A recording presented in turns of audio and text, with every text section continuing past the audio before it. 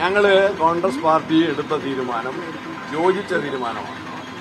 ഞാനും പ്രതിപക്ഷ നേതാവും കേരളത്തിലെ കോൺഗ്രസിൻ്റെ പ്രധാനപ്പെട്ട 25ഓളം നേതാക്കന്മാർ, വർക്കിംഗ് കമ്മിറ്റി അംഗങ്ങൾ, മുൻ പ്രസിഡന്റ്മാർ അവരൊക്കെയായിട്ട് സംസാരിച്ചെടുത്ത തീരുമാനമാണ്.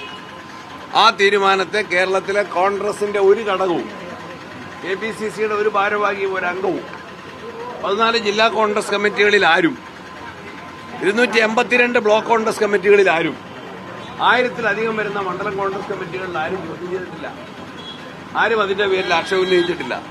എന്നാൽ സാമൂഹ്യ മാധ്യമങ്ങൾ നമുക്കെല്ലാം അറിയാം, ആരുടെയും പൂർണ്ണ നിയന്ത്രണത്തിലല്ല ചില തരത്തിലുള്ള തെറ്റായ പ്രചരണങ്ങൾ വരുന്നുണ്ട്. സാമൂഹ്യ മാധ്യമങ്ങളിൽ പ്രവർത്തിക്കുന്നവരോട് എനിക്ക് പറയാനുള്ളത്, നേരത്തെ നമ്മൾ പറഞ്ഞ സർക്കാരിന്റെ ജനവിരുദ്ധ നയങ്ങളാണ് ഹൈലൈറ്റ് ചെയ്യുന്നത്. രാഹുൽ ഗാന്ധി ഉയർത്തിയ ജനാധിപത്യത്തിന്റെ ഏറ്റവും പ്രാണവായുവായ വോട്ടവകാശത്തിന്റെ സംരക്ഷണത്തിന്റെ കാര്യങ്ങളാണ് നമ്മൾ ഉന്നയിക്കേണ്ടത്.